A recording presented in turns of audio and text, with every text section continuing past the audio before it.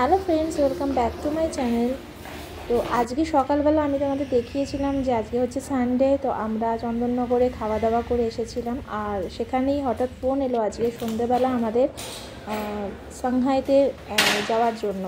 তো কী কারণ তার আগে বলি, আজকে চলো আমাদের গাড়িটা তোমাদের একটু শেয়ার করে দিই। তো ঠিক করে আনার পর গাড়িটা শেয়ারও করা হয়নি, মানে আমি নিজেও দেখিনি। তো তাই জন্য ভাবলাম আমি নিজে একটু দেখে নিই আর তোমাদেরকেও একটু দেখিয়ে দিই। তো এই দেখো কান দুটো মোটামুটি ঠিক হয়ে গেছে। তো যাই হোক, তো চলো এখন আমরা যাচ্ছি সাংহাইতে, মানে শ্রীরামপুরের সাংহাই, মাহেশে যে সাংহাই আছে সেখানে আজকে আমাদের আমন্ত্রণ আছে। তো প্রথমেই বলি, ওই যে যখন হুন্ডাই থেকে আমরা গাড়ি কিনেছিলাম সেই সময় মানে এই আমাদের নাম্বারটা কালেক্ট করা হয়েছে।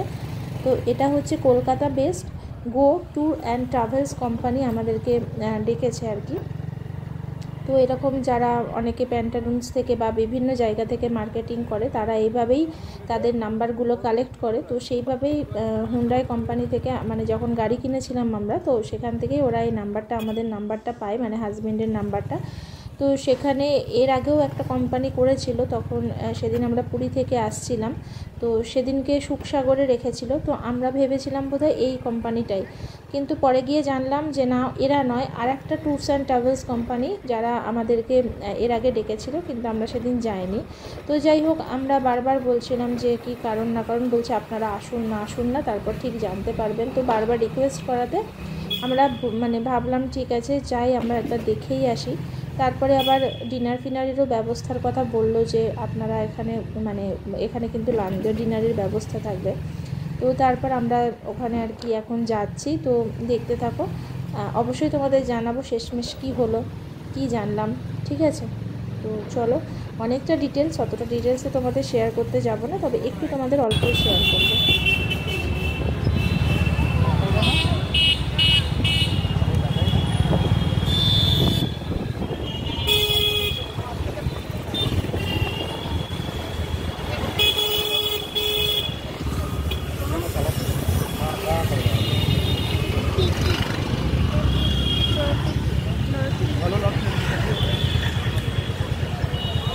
মোমো ফেস্টিভ্যাল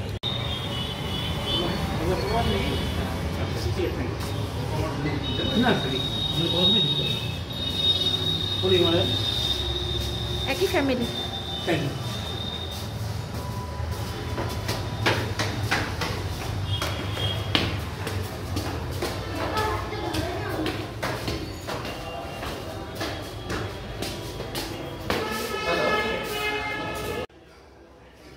ফার্স্ট টাইম আমি সাংহাইতে এলাম, সুমিতের আগে এসেছে কিন্তু আমি ফার্স্ট টাইম এলাম, তাই জন্য ভাবলাম তোমাদেরকে ছোট্ট করে একটু শেয়ার করি। এর অ্যাম্বিয়েন্সটা কিন্তু খুব সুন্দর, একদম জিটি রোডের ওপরে। তো চলো এরপর দেখা যাক যে ওরা কি বলে, তোমাদের একটু ছোট্ট করে শেয়ার করে দিচ্ছি। ভেতরটা খুবই সুন্দর, ভেতরটা খুব সুন্দর করে সাজানো, কিন্তু খুব বড় যে জায়গা তা নয়, মোটামুটি ঠিকই আছে, আবার খুব ছোটও নয়, কিন্তু বেশ ভালো আর কি, খুব সুন্দর গোছানো। তো চলো এরপর দেখা যাক যে ওরা কি বলে, তোমাদের একটু ছোট করে শেয়ার। 15% টু 30% আপনাকে ডিসকাউন্ট প্রোভাইড করবো আমরা। এনি এয়ারলাইন্স আপনি নিতে পারবেন, only for economy class. Business ক্লাসে কোনো ডিসকাউন্ট নেই, আপনি সেটা আমার থেকে ভালো করে জানেন। তো আমাদের যে কনসেপ্ট, স্যার এই কনসেপ্টের মধ্যে এইটা আমরা আপনাকে প্রোভাইড করছি, খুব ভালো। যার মধ্যে স্যার আপনার অনলি ফর কস্টিং থাকবে ট্রাভেলিং, ম্যামের শপিং আর ফিউল চার্জেস আর অ্যাক্টিভিটিসের উপর যদি নেন ডিসকাউন্ট। মানে আপনার আগামী 21 দিন, মানে এগুলো কোনোটাই ম্যান্ডেটরি নয়, অল দিস আর অপশনাল, তাই তো? আপনার খালি একটাই ফিক্স করতে হবে, আগামী 21 দিন আপনার 4 স্টার 5 স্টার হোটেলেই থাকবে স্টে, ওইটুকুই ফিক্স, বাকি এভরিথিং অপশনাল। মানে এটাও আপনার ফুডিং, আপনার dinner, breakfast including pick and drop facilities আমরা আপনাকে দেবো, এগুলো আমরা আপনাকে ফিক্স থাকবে আগামী 21 দিনের জন্য। আচ্ছা, মানে 21।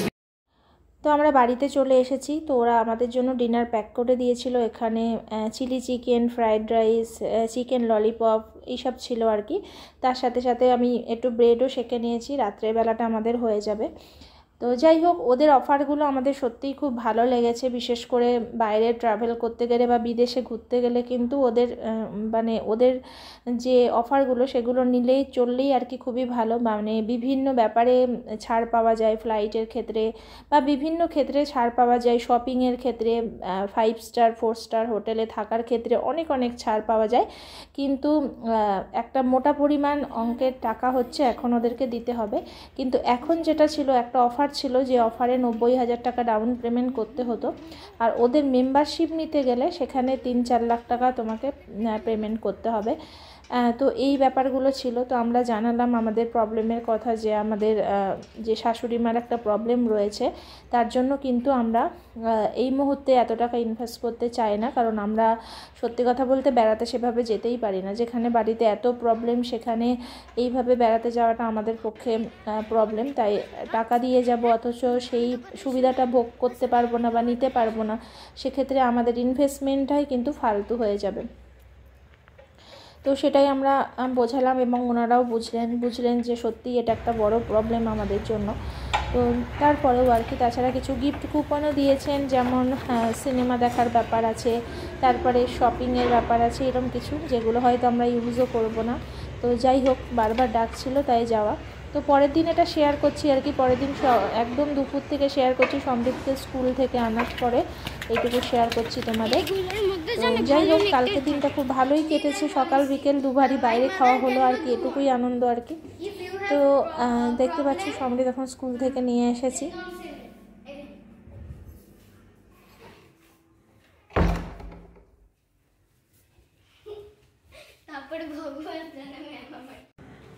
বাজে এখন 7টা 7:30, যাচ্ছি নিচে, কিছু কেনাকাটি আছে, তো সেগুলো না কিনলেই নয় আর কি, তাই জন্য যেতে হবে। যেমন ঠাকুরের ফুল আনতে হবে, ঠাকুরের ধূপ আনতে হবে, মানে সবই শেষ হয়ে গেছে, এগুলো নিয়ে আসতে হবে। আর এটা কী বললো, মুড়ি, আর কি আমার আবার ভুলে যাওয়ার রোগ আছে। ঠিক আছে, দেখা যাক, মনে করে করে দেখি কিনতে হবে। ঠাকুরের ফুল, ধূপ, মুড়ি, আর দেখি মনে করি দাঁড়াও। বাইরে একটা কুয়াশা প্রবণতা আছে, কালকে সকালবেলা কিন্তু ভালো কুয়াশা পড়তে পারে। সেই আগের দিনের মতো আবার না হয়, পুরো একদম কুয়াশায় পুরো কিছুই দেখা যাচ্ছিল না। মনে হচ্ছে আজকে কুয়াশা পড়ার একটা প্রবণতা আছে।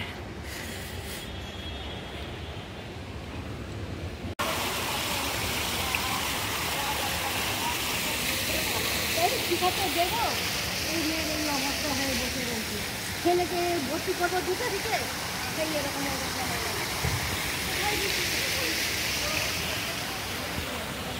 এইমাত্র বাড়িতে ঢুকলাম আর সব জিনিসপত্র কিনে আনলাম। রাস্তায় পার হতে পারছি না, এত ভিড় আজকে। কালকে পৌষ পার্বণ, সেই উপলক্ষে অনেক মানুষ অনেক কিছু কেনাকাটি করছে, মানে রাস্তা পার হওয়া যাচ্ছে না, এত ভিড়। তার মধ্যে চোখের সামনে একটা অ্যাক্সিডেন্ট, মানে দেখলাম কি বলবো, মানে কিছুটা হলে হয়তো বড় কিছু ঘটে যেত। একটা মানে ছেলে রাস্তা পার হচ্ছে সাইকেল নিয়ে, একটা সাইড দেখেছে আর একটা সাইড দেখেনি। যে সাইডটা দেখেনি সেই সাইডটা থেকে ওই জোম্যাটোর গাড়ি আসছিল, মানে জোম্যাটো যে হয় না বাইকগুলো আসছিল, আর পুরো ধাক্কা মেরে দিয়েছে দুজনে। মানে ছেলেটা নেহাত খুব জোরে বাইকটা চালাচ্ছিল না, তাই যদি খুব জোরে চালাতো, মানে সাইকেলের ছেলেটা যে কোথায় গিয়ে পড়তো, আর ও পড়তো। তো ছেলেটা পড়ে গেছে, কিন্তু মানে মানে বিশাল ঠাকুরের আশীর্বাদ যে লাগেনি, কিচ্ছু হয়নি, কিন্তু বিশাল, মানে আমি তো চিৎকার করে উঠেছি, এমন আমার ভয় লেগে গেছে। ঠিক আছে, আর আমার হ্যাঁ বিশাল, আমি চোখের সামনে দেখছি, মানে ধাক্কাটা মেরে দিয়েছে একদম, মানে ছেলেটা পড়ে গেছে।